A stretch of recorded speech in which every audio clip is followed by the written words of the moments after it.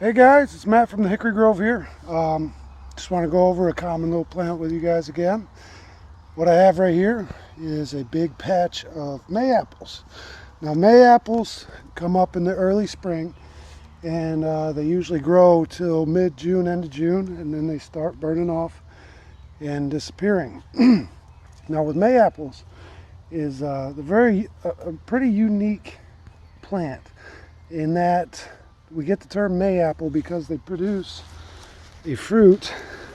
Let's see if we can find it. Okay, right here, they produce this little fruit, which is their apple. Okay, the apple is only good at a certain time of year, and usually, what we see is that the animals, the mice, the deer, will eat these off before you can get to them. So it's very hard to get a lot, but if you find a big patch like this, chances are you'll find some good fruits out of it.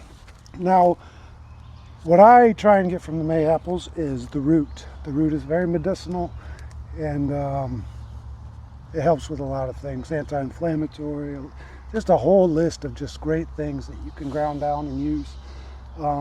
It's one of them roots, you know, when you're digging up roots, would be bloodroot, yellow root, ginseng, sarsaparilla, any of those roots. It's just a very healthy root to dig up.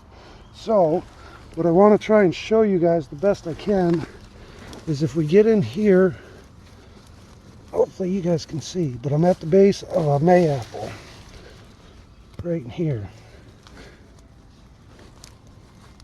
Now, they're very fragile roots and they're hard to really get going in a patch, but what you want to do is just really dig down, and you'll start seeing the root base right there, and it's usually connected to 2 or 3 other MayApples.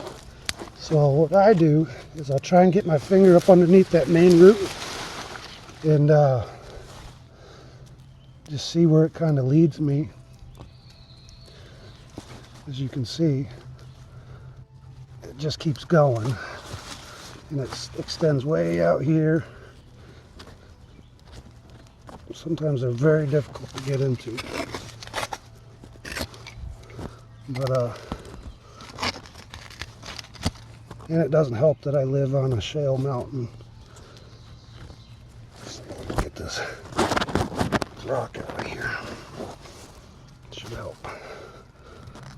But yeah, as you can see, there's the root base. And it's just running to all of these other MayApples, and that's what I'm after. And they're very long roots. You dry them out, and then you can grind them down.